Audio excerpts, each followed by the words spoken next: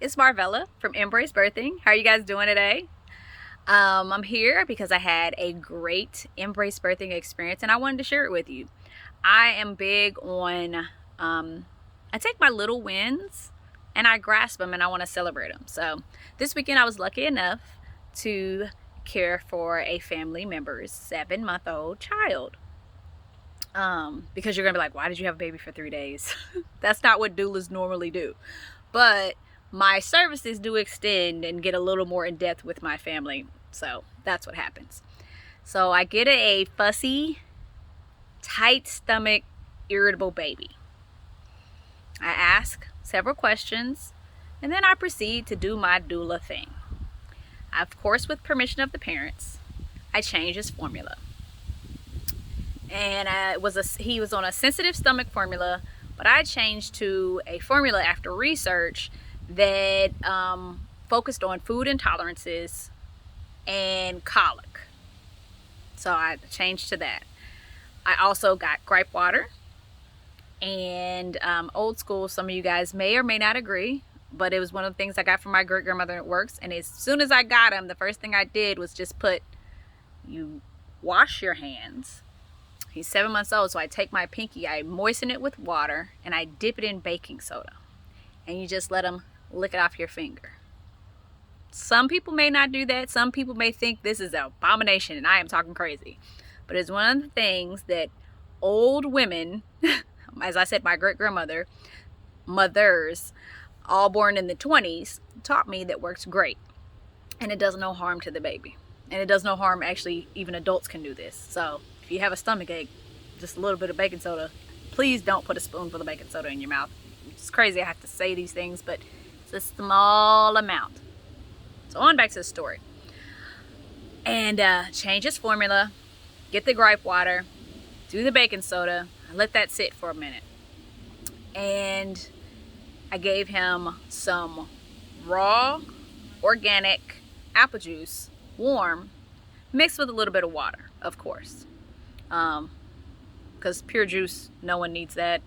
My kids are 4 and 11 and I still don't give them pure juice because it has so much sugar in it most days. So I give him that and he settles through the night. I instantly start getting great burps after he eats.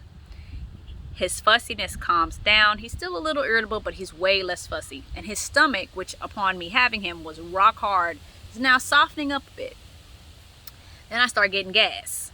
And where before he would get straight as a board, he's just grunting it out and he's a little uncomfortable. So we do that through one day. The second day, it's all formula. I get him some really good organic food. We're doing dried apricots. We're doing, apple baby food. I'm trying to stay away from cereals, focusing on fruits and veggies. I also super mashed in my NutriBullet a banana and some avocados. So smooth smash those up because I want to get him some really good nutrients and also a ton of really good fiber. But it's soluble fiber, so it'll actually push through a little bit easier. Whereas before he was not really taking to his bottles, these bottles now he's drinking them down with no problem. And he's calm. And now today he's passing gas and I'm getting giggles, which, a baby that poots and giggles, as much as you might not want him to poot, it's the best thing ever. So day 3, I forgot. Let me go back. Day 2, we got one bowel movement. And it was a patty that I could have made into Play-Doh. It was so hard. It was a disc. This big. That's big. Okay? And it literally was stuck to his butt. It was so hard. He didn't smell it. And he grunted and I thought he just pooted. And it was just stuck. So, day 3. We've got a happy, giggling baby that's eating food, that's drinking his bottles, that's waking up smiling. And these are all new things. And who gets a nice, smooth, unbothered bowel movement? Me. I get that out the baby. You know how good I feel? I know you think it's crazy, but just think as adults. How uncomfortable are you when you can't poop? How bad of an attitude do you have when you can't poop? Like, the term full of shit, excuse my language, I mean, it's true. Because it just changes how you feel. It doesn't matter who you are. If you're backed up, you're just not pleasant. So we finally get a smooth, easy bowel movement out of him. And it was so much that I knew it had been backed up a while, but I was so happy. It was one of the happiest times I've been like, yeah, I'm cleaning the diaper. Yeah. Oh yeah. Stinking. Heck yeah. Baby's giggling. He's happy. And I think for the first time he didn't cry or grunt having to take a poop. So his parents come get him on day 4. And they're like, this is a new baby. This is a whole new baby. He's so happy. He's so this. He's so that. Oh my gosh. I'm like, yeah, he eats a lot now. And they're like, what? I'm like, well, this, and that. And I tell them, I'm like, I'm pretty sure he has a lactose intolerance from all the observations I had and talking to the parents. So he has eczema. He was very irritable. He had a hard stomach. He had a problem passing bowel movements. He was jumpy and just not that pleasant. So food intolerance can show up in many different ways, but in babies, all those are common ways to show that that child has dairy intolerance. So by changing his formula and changing up the diet and increasing the water and making sure he's hydrated, all these things got a really good outcome.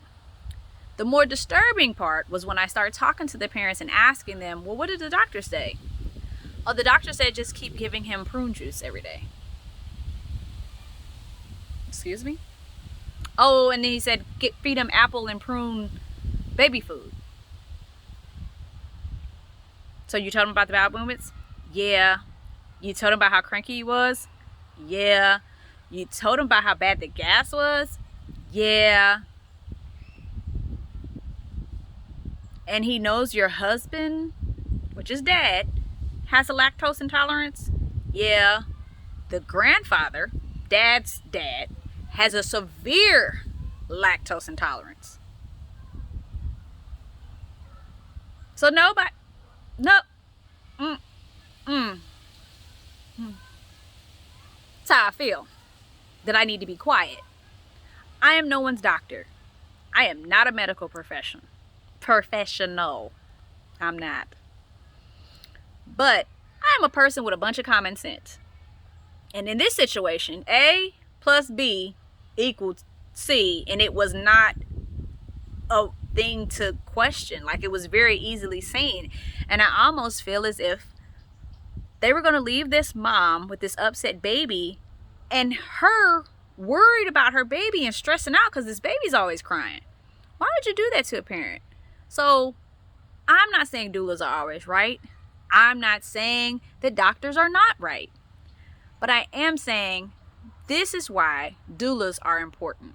This is why having a support system around you and your baby is important.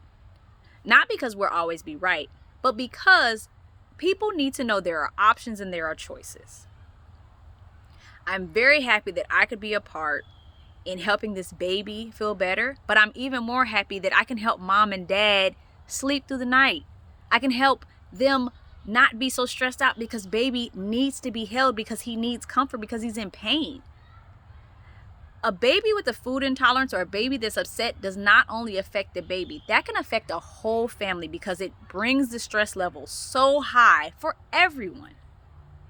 We have got to be more mindful, no matter what our role is, on the words we say and actually caring about people and the people that we help. I love what I do. I love my profession. And I am so happy that I could help. So at the end of the day, we need doctors, but we also need nutritionists. We need doulas. We need midwives. We need everybody that's there working towards people's best health. That's just it. And I'm so happy that I could help. And I hope that one day I can help you and your family as well.